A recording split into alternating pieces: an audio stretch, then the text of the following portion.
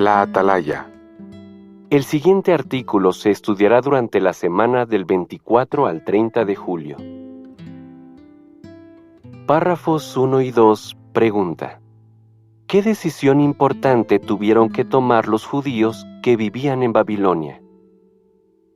Los judíos que habían estado cautivos durante unos 70 años en Babilonia podían salir y volver a su tierra, Israel. Solo Jehová podía lograr algo así. ¿Por qué? Porque los babilonios no solían liberar a sus cautivos. Pero Babilonia fue derrotada, y el nuevo gobierno anunció que los judíos podían dejar el país. Así que todos los judíos, en especial los cabezas de familia, tenían que tomar una decisión: salir de Babilonia o quedarse allí. Pero para algunos, esta decisión quizás no fue fácil. Párrafo 3 pregunta: ¿qué bendición les esperaba a los judíos que volvieran a Israel? Para los judíos fieles, los beneficios de volver a Israel superaban por mucho cualquier sacrificio que tuvieran que hacer. La mayor bendición estaba relacionada con su adoración. En Babilonia había más de 50 templos paganos, pero no había ningún templo para Jehová. Como tampoco había altar ni sacerdocio organizado, los israelitas no podían ofrecer los sacrificios que establecía la ley de Moisés. Además, quienes respetaban a Jehová y sus normas eran tan solo un puñado en comparación con todos los que adoraban dioses falsos. Párrafo 4 pregunta: ¿qué les prometió Jehová a los judíos? El viaje de Babilonia a Israel duraría unos 4 meses y no sería nada fácil. Pero Jehová prometió que se encargaría de que el camino quedara libre de obstáculos. Para los judíos sería mucho más fácil ir por un camino recto y por un terreno llano que tener que subir y bajar montañas y valles. También sería más rápido y agradable. Párrafo 5 pregunta: ¿cómo se llamaba el camino simbólico entre Babilonia e Israel? Muchos caminos tienen nombre, otros solo un número. ¿Y el camino simbólico del que habló Isaías? Pues también tiene nombre. La Biblia dice: habrá una senda allí, sí, un camino llamado Camino de la Santidad. El impuro no viajará por ella. Isaías 35:8. Párrafo 6 pregunta: ¿por qué se dijo que este camino era santo? Porque en Israel no se permitiría que hubiera nadie impuro, es decir, ningún judío que se empeñara en llevar una vida inmoral, practicar idolatría o cometer otros pecados graves. Los judíos que volvieran tendrían que llegar a ser un pueblo santo para su Dios. Párrafo 7 pregunta: ¿qué cambios tenían que hacer algunos judíos? Dé un ejemplo. Como se mencionó antes, la mayoría de los judíos había nacido en Babilonia y al parecer muchos se habían dejado influir por la manera de pensar y los valores morales de los babilonios. Décadas después de que el primer grupo de judíos volviera a Israel, Esdras se enteró de que algunos de ellos se habían casado con mujeres de otras naciones.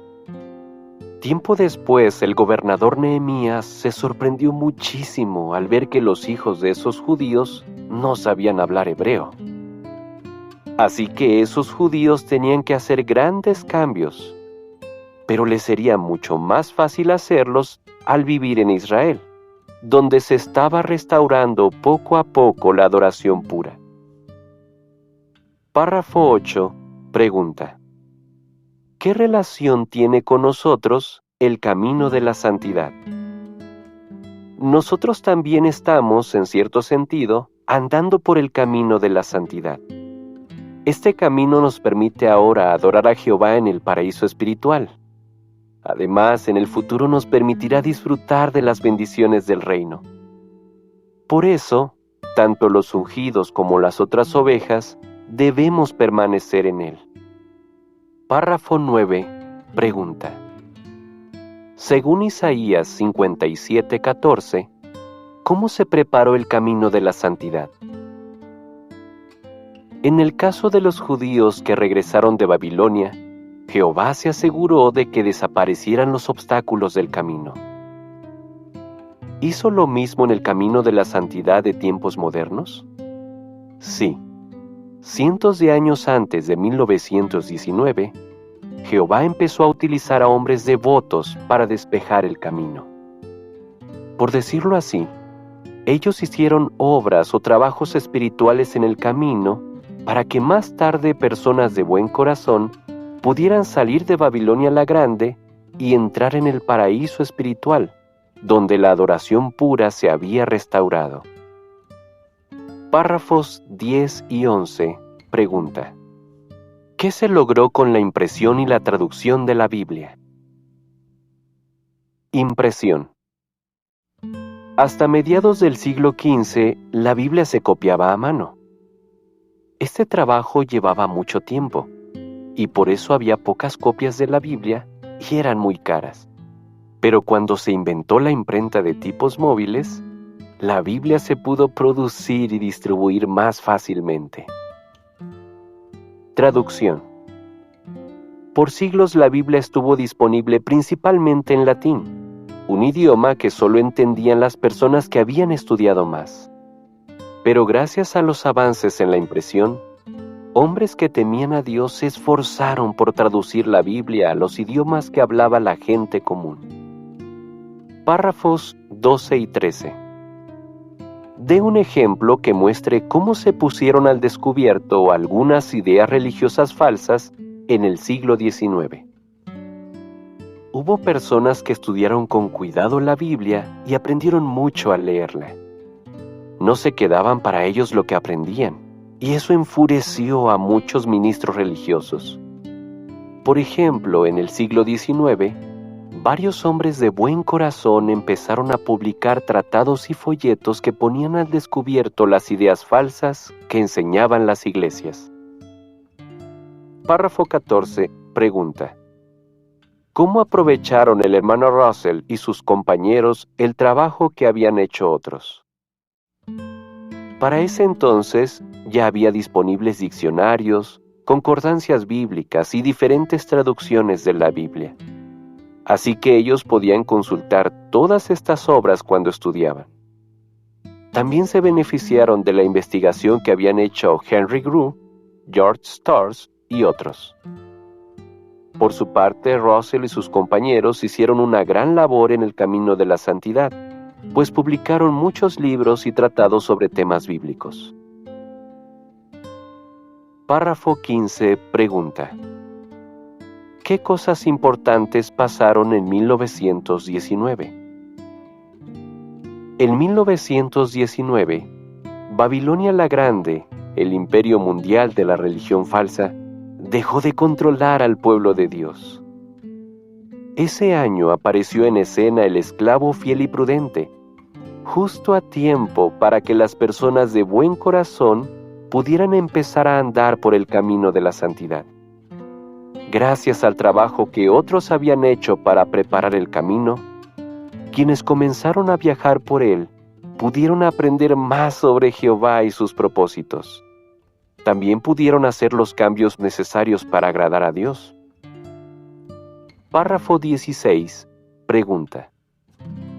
¿Qué trabajos de mantenimiento se han hecho en el camino de la santidad desde 1919? Desde 1919, se han hecho trabajos de mantenimiento en el camino de la santidad para que más personas puedan salir de Babilonia la Grande. El recién nombrado esclavo fiel y prudente puso manos a la obra. En 1921 publicó El Arpa de Dios, un libro pensado para ayudar a la gente a conocer las verdades bíblicas. Se distribuyeron casi 6 millones de ejemplares en 36 idiomas, y muchos aprendieron la verdad gracias a esta publicación. Y hace poco salió el manual de estudio Disfrute de la Vida, que está siendo muy útil para dar cursos bíblicos.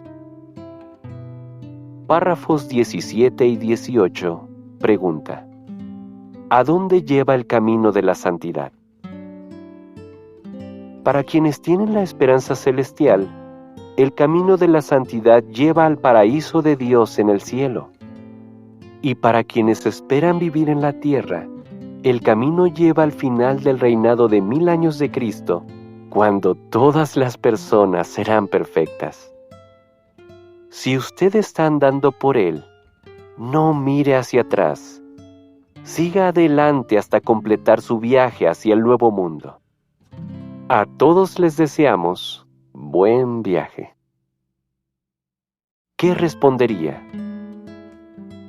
¿Qué era el camino de la santidad en el caso de los judíos y qué implicaba para ellos? ¿Cómo se preparó el camino de la santidad de tiempos modernos y cuándo se abrió? ¿Quiénes andan por el camino de la santidad hoy en día y cuál es su destino final?